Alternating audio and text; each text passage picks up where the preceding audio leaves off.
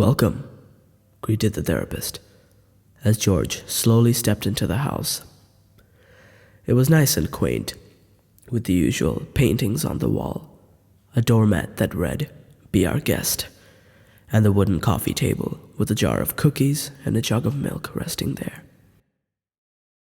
George walked over to one of the couches on either side of the coffee table, the therapist gently shutting the door behind him, and sat himself down comfortably.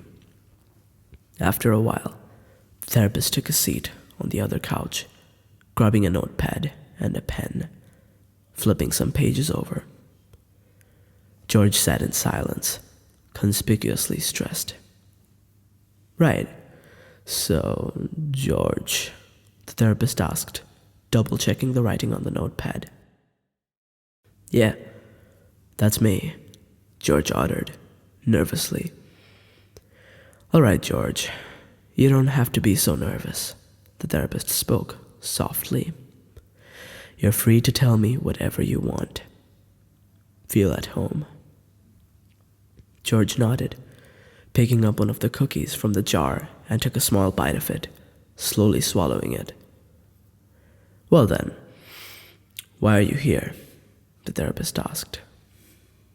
George looked into the therapist's eyes and spoke slowly. "Because I saw something, and it scared me."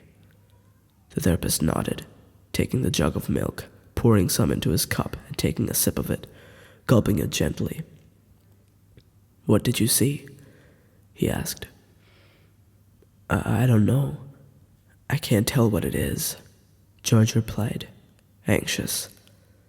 The therapist's pen clicked as he began jotting down notes on his pages, seemingly interested. "What do you think it looked like?" he questioned further. George gulped as pools of sweat began running down his forehead. He closed his eyes and forced his brain to recollect what he had seen that day, the trauma subtly settling in. "I remember it was dark, almost like a shadow," George explained, pausing briefly in between his words. "And it had glowing red eyes. It was this tall, human-like silhouette of darkness." "Red eyes," the therapist said to himself, jotting down more notes. The sound of the pen racing across the pages was mildly satisfying for George as he began to feel more comfortable, more at home. "Now, George, I want you to relax. Calm down," the therapist spoke gently. "Tell me what happened that day." George sighed and commenced speaking. "I remember just minding my own business. It was quite late at night and I was watching videos online.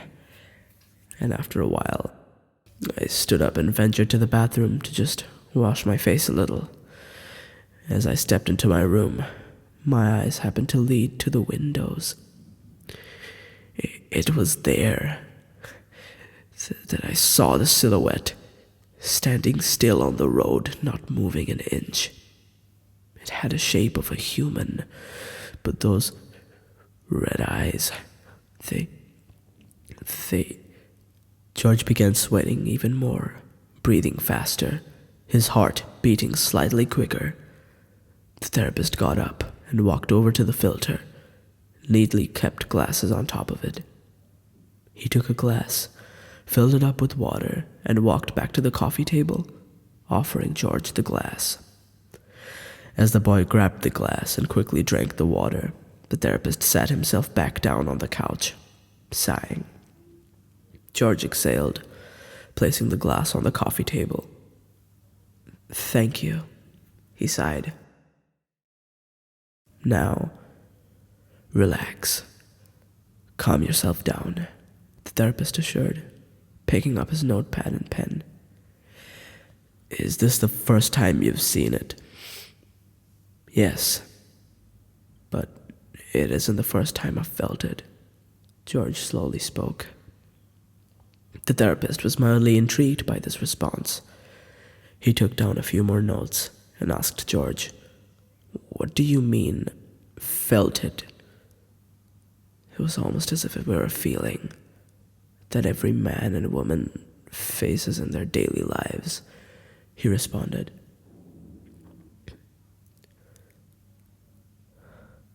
I recall looking, just spotting the entity, and suddenly feeling hurt and uneasy for no reason.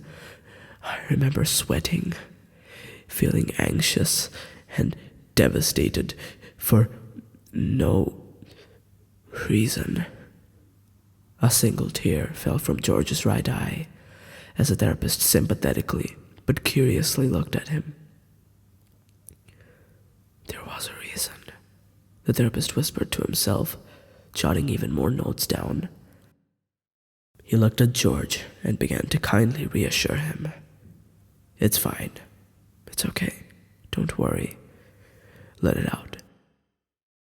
George wiped his face, taking a deep breath in.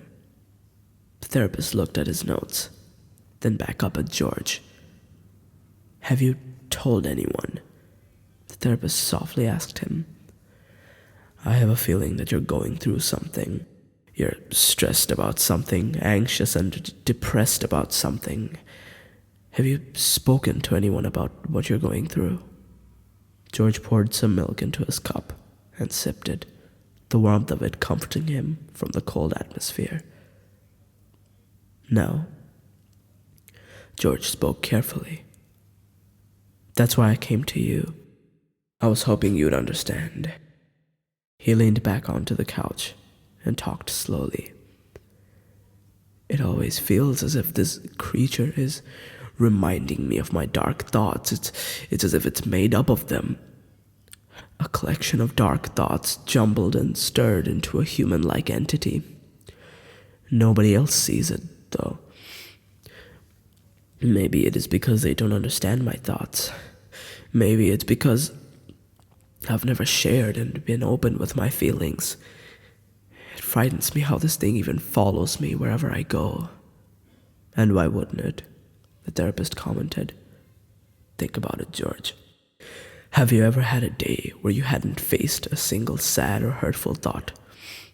A day free of any anxiety or stress? George froze. No, George replied. Now look, George. I want you to trust me completely. I'll reiterate, you're safe here. So just lay back, relax, and tell me, what have you been going through? What are your dark thoughts? George's eyes were riveted on the therapist's. Go on, it's fine, the therapist calmly spoke. George sighed. Sometimes I feel as though I'm not proud of myself. I don't feel accomplished enough, George told the therapist. Could you elaborate? He questioned George. Sometimes I stay up late at night, so late that my eyes begin to go red, George said. Just as he uttered those words, outside, through the window behind George, the therapist suddenly spotted two glowing red eyes, alone, up here. Sometimes I feel so alone and unloved that I begin to feel empty and dark, like a shadow, George elaborated.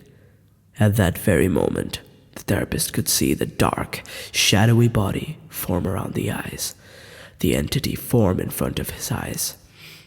It was there, standing still, not moving an inch.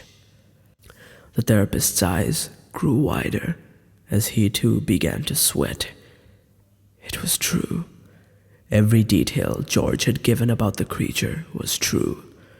How it was still, how it was dark and shadowy. About its red eyes, all of it was coming together.